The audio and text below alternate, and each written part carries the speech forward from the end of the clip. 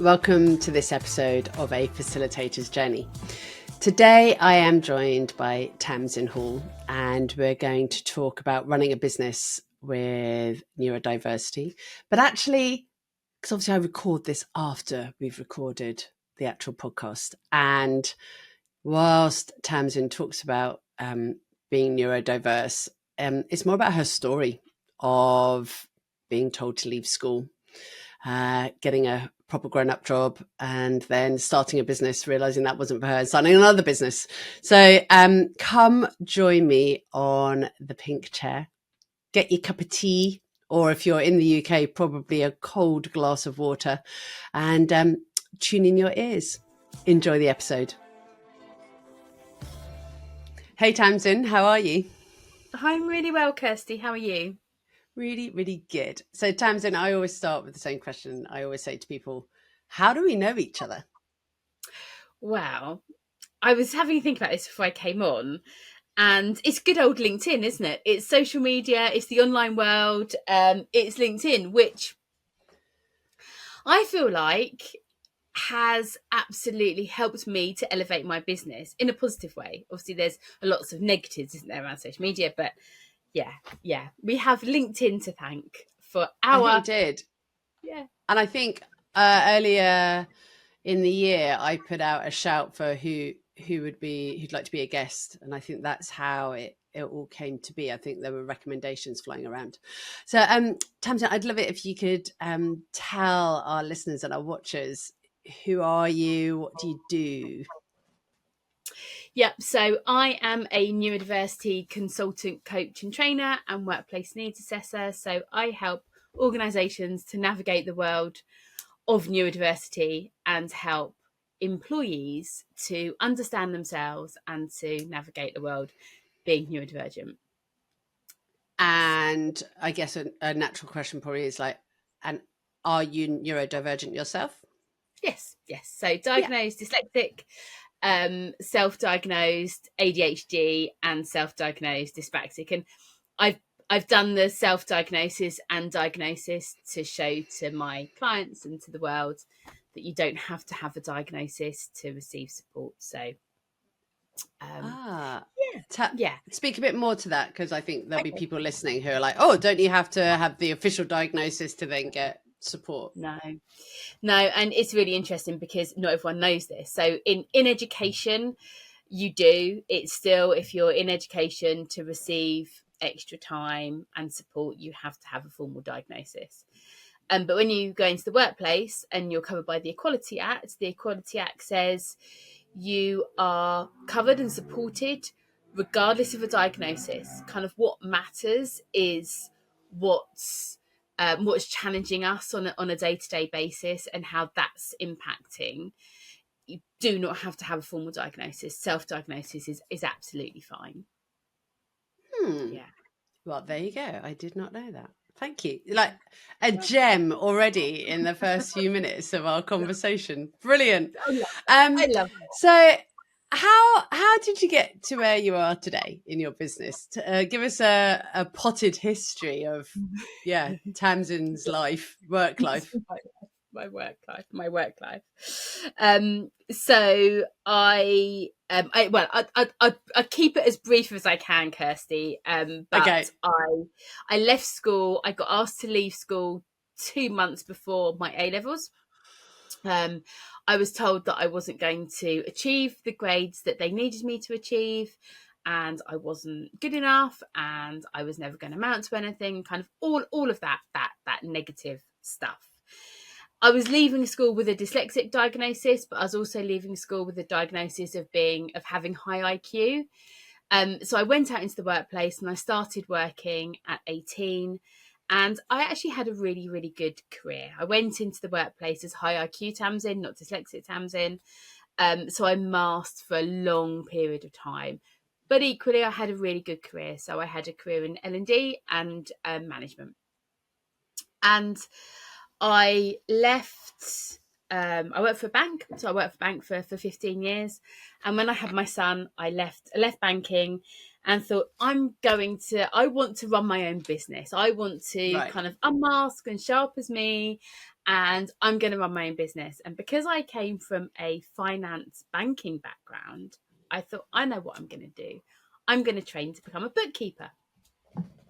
So and if anyone's reading this and they've had any interaction with me, or they've seen my LinkedIn and they see my insights profile, my colours, What is your they will colours? realise that a bookkeeper is definitely not Oh my God, something then that you have to have a splash of sunshine yellow at that point. Oh yeah, I know. I'm green, I'm yellow, green, red, and a very, very small percent of blue. Very, very small blue. Very small. Wow. Yeah, I know. So yeah, and I thought being a bookkeeper was going to be the answer to everything. I really did. I thought I trained to become a bookkeeper. I had the finance background. It's going to be great.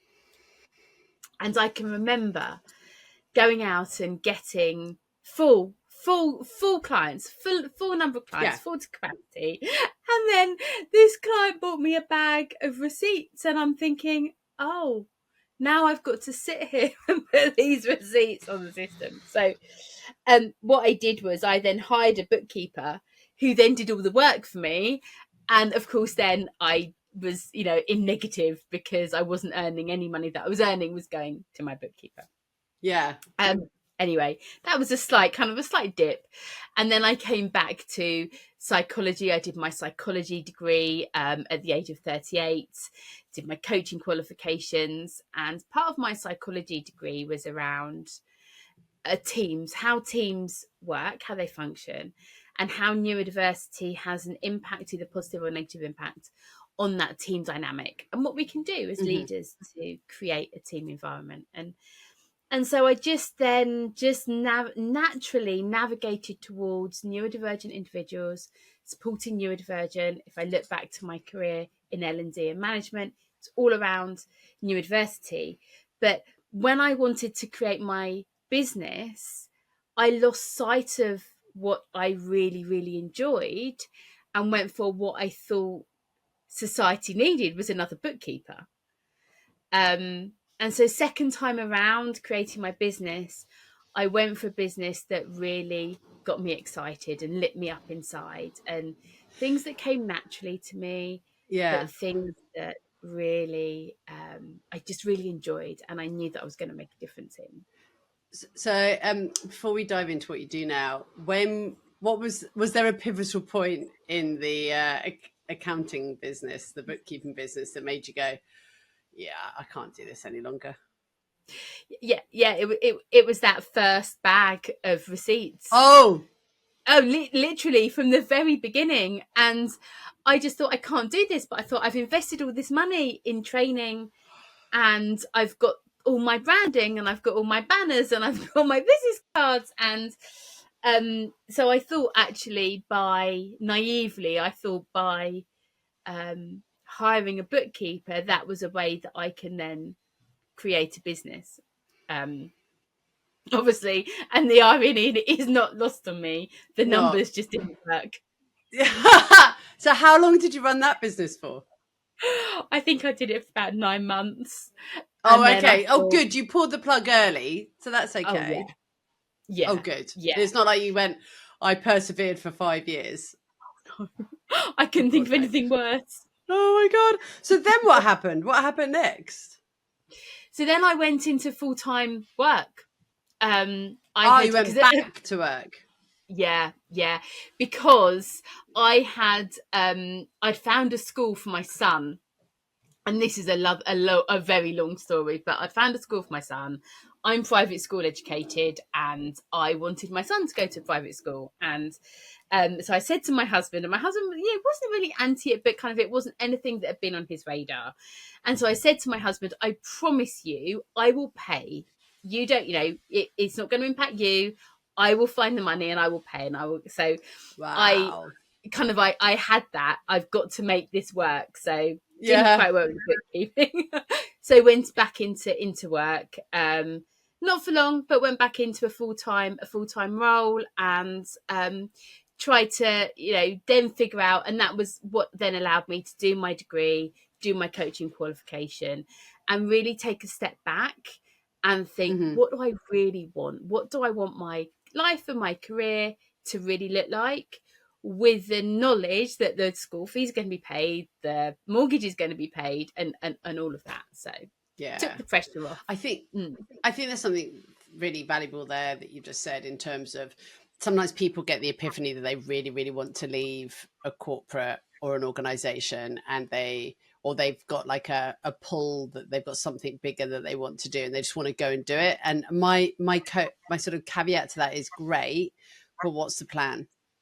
Like, have you got all of the qualifications that you think you're going to need? Have you got some experience that you can go and talk about to other people? Have you started the networking process to almost start to like build your network, so that when you announce that you're leaving, you've got people to go and talk to? And I think it's a really important step in the process. It's great that you've got the epiphany over here, and it's great, where you want to get to, like run your own business, but there's a path here, and that's not linear either. It's, as the girls say, it's squiggly, but I will say it's like this bridge of transition, and it's not a clear bridge either, is it? You build it as you go. Yeah, and it doesn't happen overnight. Yes, because there's this mine. Yeah, there's this perception, isn't there, out there in the world that, you can make 6 figures, 10 figures, 20 figures overnight. Well, that doesn't happen. And it's hard, and it's challenging, and it's exhausting, and it's heartbreaking, and it's frustrating, and it's not easy at all. And I'm sort of an age whereby I think a lot of my peers, because I'm 51, a lot of my peers are either being made redundant or even questioning their life choices, and are like, well, I'll just leave and take redundancy. And I do wonder how much they're aware of how fucking hard it is. And they look at maybe the likes of me or you or other people in our network and go, well, you're doing all right. And then I go, yeah, but I've been doing this since 2008.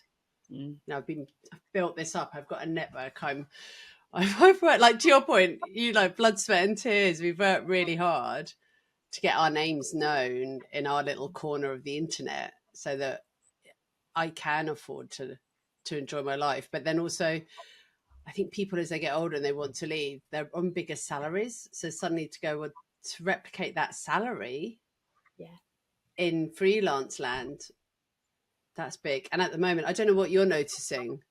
We're recording this in July 2025, about the state of the market. Like, what's it like for you at this point in time? What are you noticing? So it's I'm really busy. I've got a lot of work coming in, and I've certainly noticed a bit of hesitation with everything that's going on around in the DE&I space across the pond. But I've got some fabulous clients who see the value in supporting neurodiversity, see the value in DE&I, and personally, it's going really, really well. It's Good. going well, and again, that hasn't happened overnight, has it? I work, I think I said to you before, I work 7 days a week. I work 5 o'clock in the morning, 10 o'clock in the evening. I work really, really hard, and I love what I do. So, and that's okay. But you can't work 2 hours a day on your business and expect it to work. It doesn't, because it doesn't. It just doesn't. I have conversations with people who want me to come in and do some work for them, and it might take a year for it to be signed, sealed, and delivered. And it's that pipeline. And having that, yeah. It takes time. I do sometimes wonder, Tim Ferriss and his 4-hour work week, like not helping us, like painting a bit of a myth that you can do everything in 4 hours. Well, you definitely can't do the work that we do as in L&D in 4 hours in a week, for sure. But yeah, it doesn't help. No. Not in the slightest. So what did you learn from your first business that you've taken into your second business? To be authentically me, and to really listen to what I want to say, what comes easy, because and I say that with a little bit of a caveat, because nothing comes easy, Yeah. but I think if I feel resistance to something, I need to pay attention to that, and I do pay attention to that Mm. now. If it's something that lights me up and I want to do it and I enjoy it, it's going to be easier in the hard times. Yeah. And Yeah. I think that resistance, and that it's been something's been on my to-do list for the last 20 weeks. There's a lot of resistance there. Do I actually even want to do it? Because if the answer is no, don't do it. Exactly. How I was about to ask you, what are your resistant cues? Like, what do you know to be true for Tamsin Hall? What are, Mm. how do you know when you're resisting? It's that reoccurring thing on my to-do list. It's sitting, I've got a working to-do list. I've got the top 3 things that I need to categorically do each day, and if I notice it's not getting done, it's not getting done, it's not getting done, I ask myself the question, do you actually need to do this? Because some of the things, like putting my receipts on my app and keeping on top of my accounting, is something that I don't like doing, but I have to do it. Yeah. Whereas creating some idea that I had at 2 o'clock in the morning one morning that doesn't really feel right or sit well with me, that's recurring on my to-do list, well, let's just remove it. Let's just remove Yeah. it from my to-do list. And I don't know, Kirsty, if you felt this, but you've got something on your to-do list that feels heavy. You don't want to start it. It just feels like such a weight. And then when you cross it off your to-do list, put those lines through it, the Yeah. relief. It feels like, yeah. Yeah. Have you ever had the similar sensation when you have been talking to a potential client about a project? Yes. And I've walked away from quite a few things that don't Mm. feel right. Yeah, me too. I just wanted, because I think that's an important thing to tell people, is like, we, again, if you're in a conversation with a client and just the intuition is whispering something to you, or there's a, for me it's a sensation in my stomach, or actually probably the other way around, does this light me up? Am I getting Yeah. excited about this? And if that's not the case, I mean, it is quite punchy at these times to walk away from something and say no, but also there's an energy debt that you'll have to pay later. 100%. And also I've walked away where the it doesn't feel right with the individual. There's something that's off, and Yeah. the work might be something that's interesting, but if there's some, I suppose it comes back to that intuition piece, doesn't it, where actually you kind of have, I think when you've been in business, when you've been interacting, when you're doing things as long as we have, Kirsty, Yeah. it we can tell, can't we, if this interaction or this communication or this relationship, whatever it might be, is actually not quite going to give me what I need, and then I'm Correct. just gonna walk away from it. Yeah. And I think that's a key difference between my business now and my Right. bookkeeping business. With my bookkeeping business, I suggest to everyone, yeah, I want to work with you. I want to work with you, even if it felt like, I think this is going to be too much. Too much. I don't think Yeah. this is going to And then you work. still did it. Yeah. And Um, I think it's really interesting. Oh, just gone out my head what I was going to say, but I think it's good. Oh, have you ever said yes to a piece of work in your current business that you now go, oh, I should have said no to that? have I in this business? No. I've been very Oh, well done strong. you. Yeah, I've been very, very strong with, I want to create a business that lights me up. I want to create a business that I Right. love and enjoy. Um, and I don't want to have that energy in my world. And no, it's interesting. I was speaking to a client the other day, and she was saying, "Oh my gosh, you must really regret taking me on." And I turned around to her and I said, I choose my clients as much as my clients choose me. I choose my clients. And I have a Mm. very, if I listen to my intuition, I listen to the initial conversation and kind of the feeling that I'm getting, I trust that. I trust that intuition. And so far it's served me well. I might have to take a bit of time to reflect and think about things, and that's okay. But I absolutely choose my clients as much as they choose me. I think that's really important. I'm wondering if people listening to this though are going, yeah, but what if I don't have much choice? Should I say no to clients even though I've got no other work coming in? What do we think about that as a provocation? And isn't that such a dilemma? Because we need the money, right? We want money. We need to have the money coming in. We need the food on the table.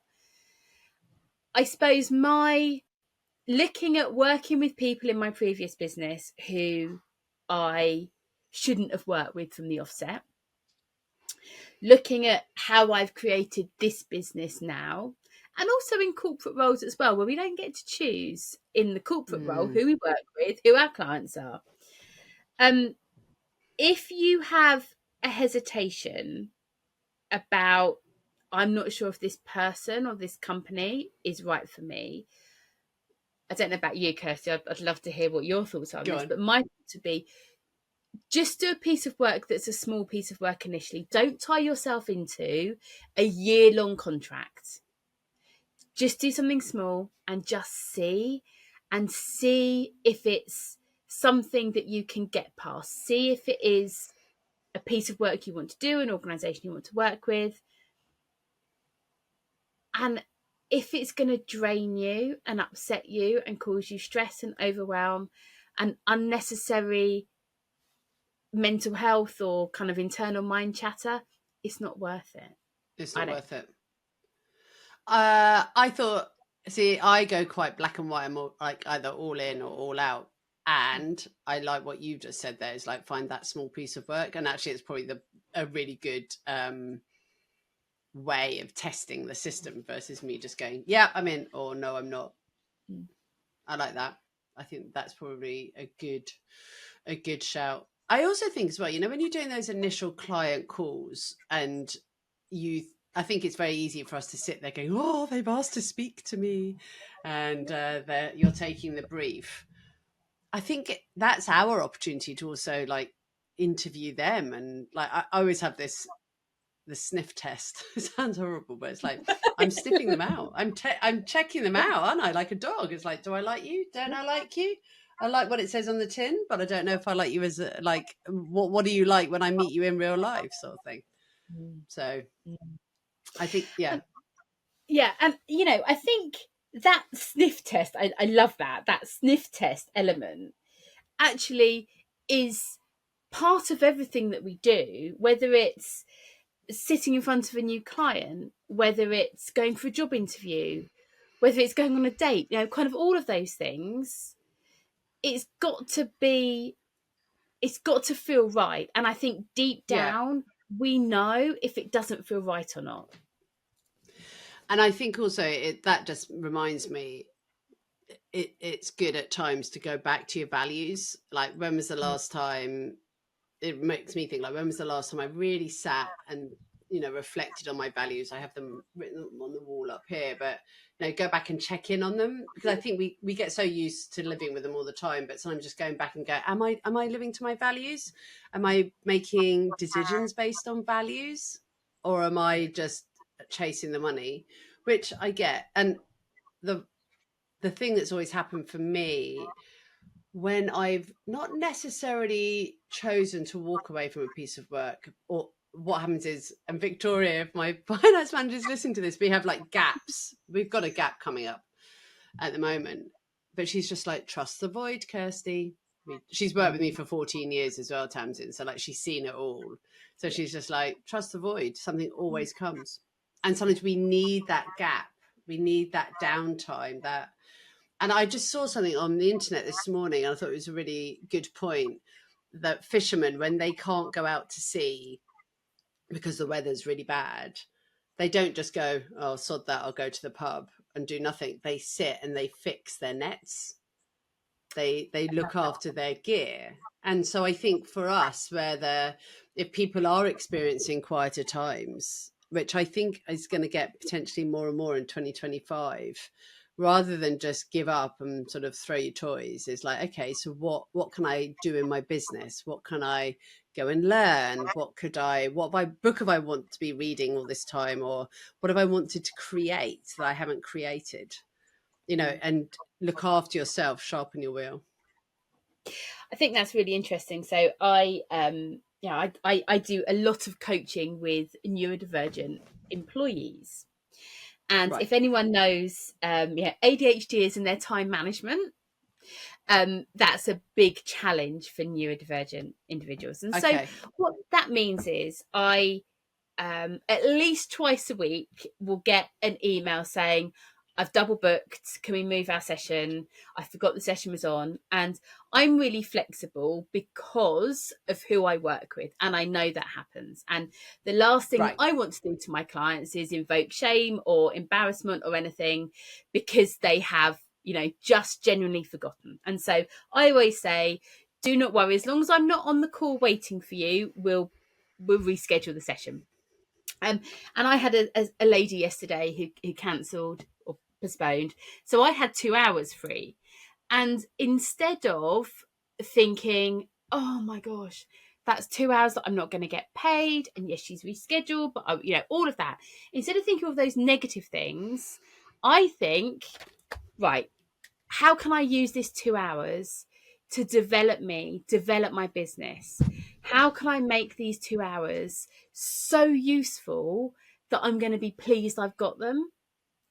And that kind of Nice. mindset shift then allows Yeah. me to go, okay, well, I've got this, I need to, and I think I've spoken to you about this before, Kirsty, I'm rubbish at sales. But I'm a workplace needs assessor. I want to get a small workplace needs assessor working. So I then sat there yesterday and created a whole, what do you call it? Like social media campaign thing. I mean, very Yeah. light touch. Wow. In those 2 hours, I took myself to a coffee shop. I sat down, I had a pen and paper, and I created stuff. And if I hadn't have had those 2 hours, I wouldn't have done that. Yeah. It's in NLP they talk about different mindsets. So you have an away from and a towards. And you just, for me, describe more of a towards, like the can-do attitude, versus I'm moving away from something bad, or like, oh, really annoyed that I can't have those 2 hours. And you could get all grumpy about it, but I just don't see the point. It's like, how No. can I use that time now? Like, this is a gift. I do think people don't mind getting the gift of time back, but it's just, but the other thing as well is, for all facilitators, whether you're an associate or it's your own business, is make sure you've got very clear terms and conditions, that you know what the cancellation terms are, but also that you've communicated that to other people. Something you said to me when we were preparing for this recording is, people have said to you before, they want to copy, they see you as super successful. We both said it in speech marks, and they want to copy your business. But you sort of said, but what is super successful? And also, is it right that someone should copy a business, right for them, not just right ethically? I'd love to talk about that a bit more. So help me understand where that came from in our conversation. So I think actually I just had an instant where somebody wanted to work with me, and actually this is a really good example of somebody that I declined to work with. So they booked a chemistry call, whatever you call it. I don't like the word chemistry call. I say complimentary call, but I don't think that really tells people anyway. I digress.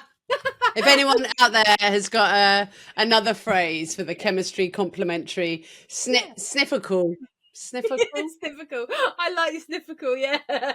Might get some dodgy people though. Sorry.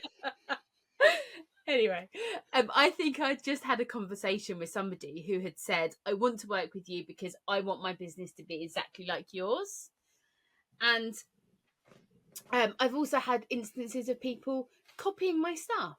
And it's, some people say, oh, take it as a compliment, take it as a compliment. But if someone tries to carbon copy my business, they're not going to get the same results because they're not me.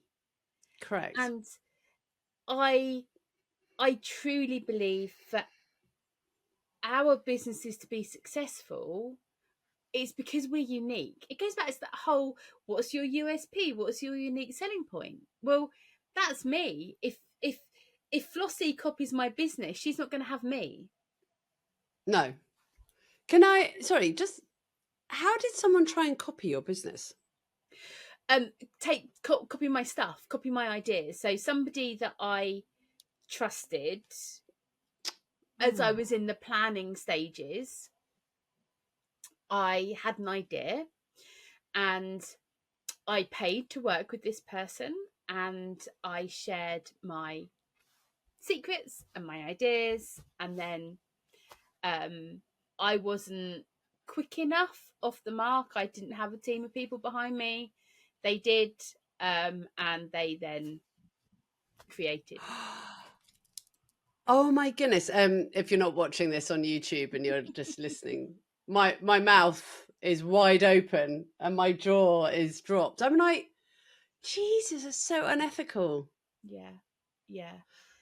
And people do this a lot. People do it. There seems to be this, I don't know why, I don't know how, I don't know, maybe I do know why, but we seem to have got into this culture of, and it goes back to our point earlier, if you take something that someone else has done, it's easy for you, and then you don't have to work as hard. Yeah. If, you know, this person that I spoke to said, I want you to give me a blueprint of how to run a business like yours. Well, they're trying to cut costs. They're trying to cut corners. Yeah. They're kind of trying to cut time. Well, it doesn't really work like that, because what No. works for me might not work for you, Kirsty. What works for you might not work for me, because we're different people. Correct. Yeah. But also there's an ethics bit that makes me feel a bit ick, Tamsin, that someone's paid to work with you as a coach. Oh no, you paid to work with them as a coach. Yeah. And then you've worked through your ideas and your thinking with them, and then they've just lifted and shifted. Can I just at this point say, if this happens to anyone, please go and talk to Lucy Wheeler. She's amazing. Who's an awesome lawyer, and Lucy will help you.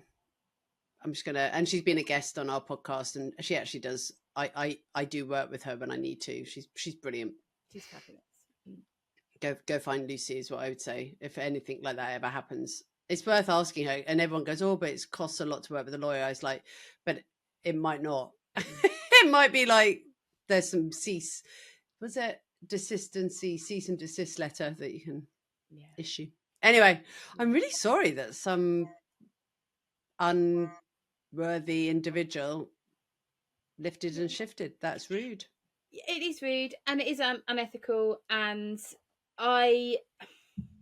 so I think I've told you before, my son plays golf, and there's a lot of cheating in golf, and it now transpires that you can't really challenge the cheating, because if you challenge the cheating, the person that challenges is the one that gets into trouble. You know, it baffles me. Oh my God. I know, it baffles me how ethically this is happening across the board. But I say to my son, and I say it to myself, that actually they know that they've cheated.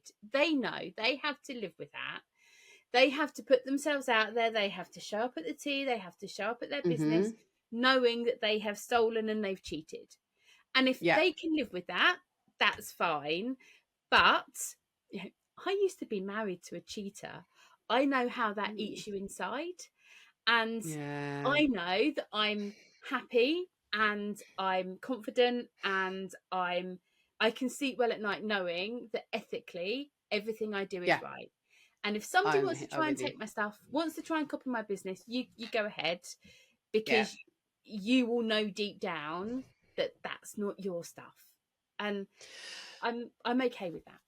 You're okay with that. Another, because this also is same part of the same conversation, is when people come to you and say, can you teach me to do what you do? There's a lot of influencer coaches who trade on that as a way of making money in this day and age. And I don't know about you, but I have followed a couple of them, and I've lifted the lid ever so slightly. And when I've opened the lid, there's nothing underneath. Yeah. And I went on someone's retreat last September. Dear God, it was so badly organized. And like all this promised teaching didn't exist. She had all her fangirls that sort of ran round after her. It was psychologically unsafe. I was really unimpressed, really. But she still makes all her millions, and fine, there's something that she's doing. But it worries me that the marketing and positioning is strong enough that people then buy into it and then think that that's the bee's knees. Yeah, it's, and I don't know how I got to the place where I've got to. And don't get me wrong, I've spent a lot of money on having people mentor me to have a successful business. Mm. And none of it is is something new. None of it is. They're not Do you think it's teaching. more than just having someone to have accountability, though? I think it's the accountability. Yeah. Absolutely. I think it's that What holding sort you of accountable. what sort of things have you been mentored on to help you with your business? I think that's the bit that people would be interested about. It's like, so what sort of topics, that if that's okay to share? Yeah, yeah. So sales is one of them, and I still don't like sales. I'm never going to like sales. I just will have conversations with people, and I actually the last coach that I worked with was absolutely fabulous, in all honesty, and she helped me to create a business that is just aligned with me and just based on my strengths. And actually, I found her because I knew of her, but she didn't openly promote working one to one with people. And I just said to her, I would really like to work with you one to one. Is that something you offer? And she said, I only do it for a couple of people, and I will work with you, but I don't advertise it. Nice. So what I worked on with her was all around creating a business that is based on my strengths and that lights me up. In Yeah. the past, I've worked with people that try and put me onto a framework and try and teach me how to do these funnels and this sales thing and this and that, and creating courses and creating that blueprint. But my what I do is so unique and so niche, and I'm so unique and so niche. I would Yeah. never, my business would never fit into a carbon copy Funnel. model. But also, are you selling B2B, business to business, versus business to consumer? I do a bit of both. If I'm honest, I don't really advertise the B2C. I suppose I mainly do B2C through access to work. So I work with people Yeah. who have an access to work funding. But yes, B2C, B B B2B, B2C, business to B2B, business to business. business. Yeah, B2B. You Yeah. work with corporates and organizations, because I think some of the people who we're not going to name, they're all about business to consumer. Mm. So building all these funnels, and so sometimes something I know we want to get better at in SOF for the collective side.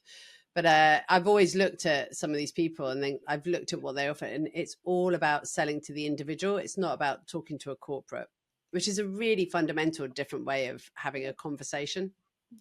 And actually, ironically, because of my career, I've ran multi-million pound tenders. I can present at that Yeah. level. That's not the presenting, the communication isn't something that I particularly need the help with.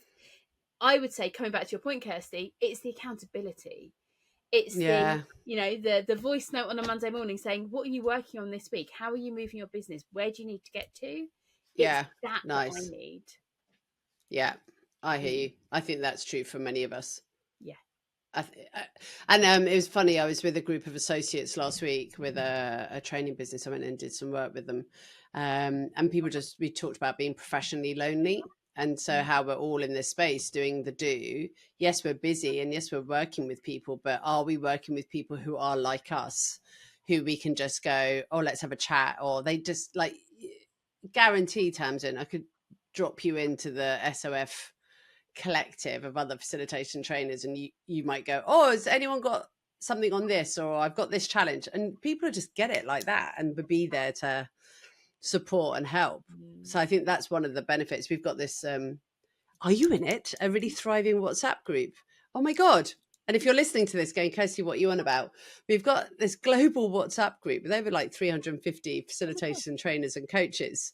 Yeah, and they're so supportive of one another. Like there's this real abundance mentality of, we've got different channels so it doesn't get too overwhelming. But you can like go into the proposal, client and proposals, and go, help, I've got this issue with a client. Has anyone else experienced it? How would you handle this? Or what would you say if this happened? Another one is the workshop channel. So in the workshop channel, often it's like, I'm designing for this population over this number of days. Yeah, da, da, da, da. Anyone got an exercise or recommendation of what I could go and read? It's brilliant. It's very helpful. And there's some joking, and the SoFest, the SoFest channel got a little bit busy, it has to be said, after SoFest. But Yeah. Well, I've got severe FOMO now of not being in that group. I will give you this straight after. Well, I've got your number. I'm really sorry.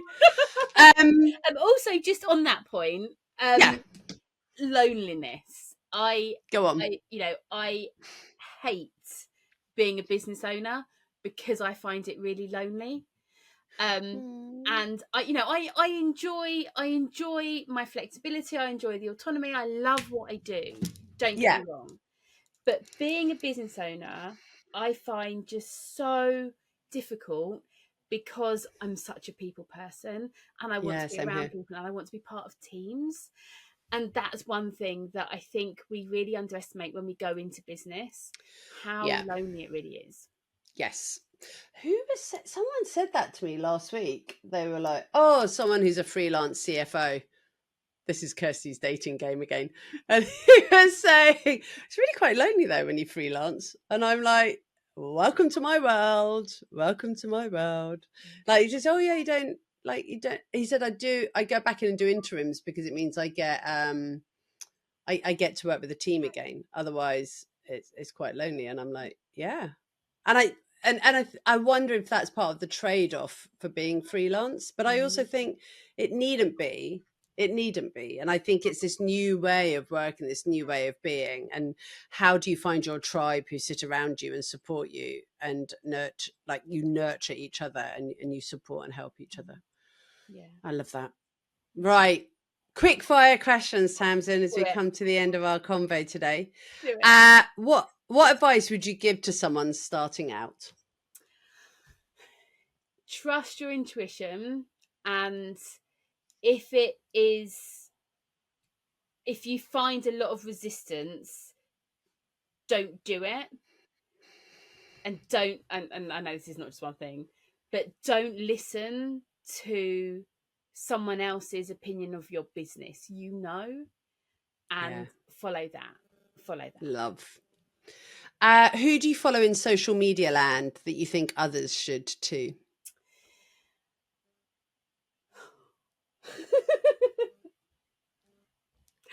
I would say Having said that, I would say follow people like Brené Brown, Richard Branson. He is dyslexic. He has created a great business. I'm in this space at the moment. I'm in that I want to follow the people who are. I'm doing this because I don't quite know how else yeah, to her explain hand it. is up in the air for the listeners. Yeah, Like yeah, higher. you know, the really big names that everyone knows about. Yeah. Because we've got this middle layer at the moment of people that they've almost put themselves on that pedestal. Yeah. And yes. Yeah. Yeah. Yeah. That's what I mean about these people who market themselves very, very well, put themselves on their own pedestal and said, I'm good. This is why I have not done a lot of what people expect me to have done, written the book, done a lot of keynote speaking, because I don't want to appear fake. And like, literally, I'm getting berated by my community at the moment of like, are you like, I created my own festival. Did I speak at my festival? No. No, I did not speak at the festival. No. What is that all about? What is that all so about? I'm with you. Coach you on that. We're certainly going to live coaching call. Anybody come join Tamsin and Kirsty? That could be the next podcast, Tamsin. Why did you not speak at the festival you created? It's fascinating, our bloody mindsets. Anyway, sorry, I digress. What book do you recommend, or a podcast? So what book do I recommend? Do you know what? I think she's surrounded by books. Again, dear listener, I'm looking at Tamsin. She's got like a massive bookshelf and she's looking around and going, what do I haven't got any books. I haven't got any books. I don't know. Do you know, I think, and I can't find it, but one of my favourite books is Surrounded by Idiots by Thomas Erickson. Okay. Is it good? I love it. It's got it.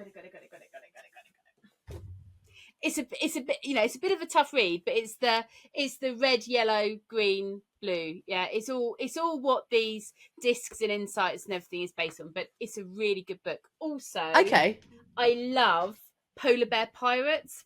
It's a bit of a left field book. Have you heard of it? No, go on. It's a bit of a left field book. I'm just going to repeat it. Polar Bear Pirates and Their Quest to Reach Fat City, a grown-up's book for kids at work. What's it about? Adrian Webster.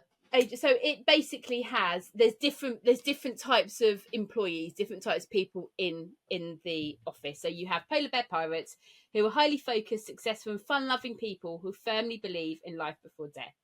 And then you've got Head Trends, blocking anyone coming up the success ladder. They are themselves devoid of talent, having only got where they are through brown nosing, knife throwing and luck.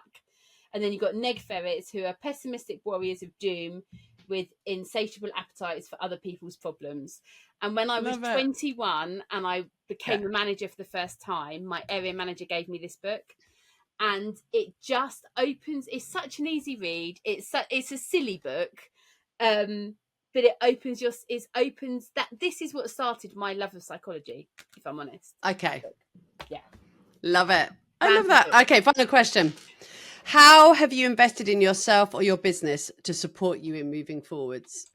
So I've invested myself in a few ways. One we've already talked about, which is kind of investing in other people. But I develop myself on a very regular basis. So I have all of the coaching qualifications that I can probably have. I'm suicide first aid trained. I'm insights discovery. I'm cultural capabilities. I'm a workplace needs assessor. These are all things that I have, courses that I've put myself on and training that I've done for myself. And that's how I know that I show up and give my clients what they need, because I'm constantly developing myself through proper training provided. Yeah. I think we have to do that as well, by the way, because if we're asking our clients to show up and develop themselves, I think we need to demonstrate that we have done that ourselves. 100%. And it changes over time, absolutely. And it's not always a formal qualification. It can be I'm listening to certain podcasts, I'm reading books, I'm part of a different group. But that to me just shows like I'm keeping myself current and I'm developing. Also, I think you and I are the sort of people that if we weren't doing that, we'd be bloody bored. I wouldn't know what to do with myself, honestly. No, same here. Yeah. Oh, Tamsin, thank you so much for the conversation today. I really enjoyed that. It's been very, very insightful. Much appreciated. And thank you for being a guest of A Facilitator's Journey. Oh, thank you for having me on. It's been lovely chatting to you. Really enjoyed it. Really enjoyed that conversation with Tamsin. It was just easy breezy. Things that really stood out for me is that she was in her first business. She realized very quickly it was not right for her, and how quickly she pulled the plug in 9 months. I think that's super brave, because I think we probably, if you've invested all that money to learn to be an accountant or a bookkeeper, and then to go, oh, this isn't what I want it to be, that's quite a brave thing to say and do. And then secondly, the bit around creating the business that it's like you and not like somebody else. It's really hard to impersonate someone else. It's really hard to copy someone else's business model. And I do wonder if that is why quite a lot of us, we go and do these influencers, coaching influencers, workshops, and then go, I can't do that. That doesn't work for me. And therefore we struggle. But actually, I think it's the accountability that we're seeking at this time. Thank you for being here today. If you have enjoyed this episode, can I ask you to give us a thumbs up, a star, a comment even, because the more that the beautiful algorithm knows that this is a podcast that is enjoyed, it will show it to other people. The other invitation is share this with your, I was going to say family and friends. I don't know how much your family would want to listen to me witter on about running a facilitation or a training business. Also, an invitation. If you are listening to this episode and you're like, oh, I'd like to be a guest and talk to Kirsty, I have got a story to tell about running my business, do drop me a DM. We're always interested to hear other people's stories. I'd love some fresh new voices, and it's not just me going out and finding people. So yeah, slide into my DMs, send me a message and tell me a bit about your story. Thank you for listening to this episode of A Facilitator's Journey, and I look forward to seeing you the next time.